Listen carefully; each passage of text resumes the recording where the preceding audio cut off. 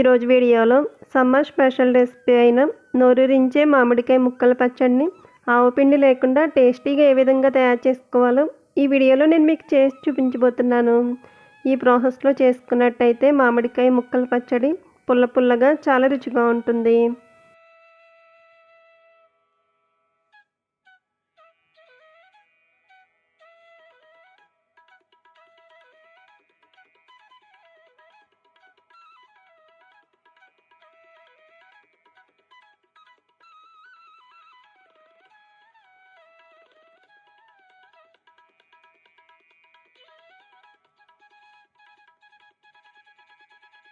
చూసారు కదా friends, summer special recipe అయిన మామిడికాయ ముక్కల పచ్చడిని ఆవపిండి వేయకుండా మెంతులు జీలకర్ర పొడితో చాలా టేస్టీగా ఈ విధంగా తయారు చేసుకోవచ్చు.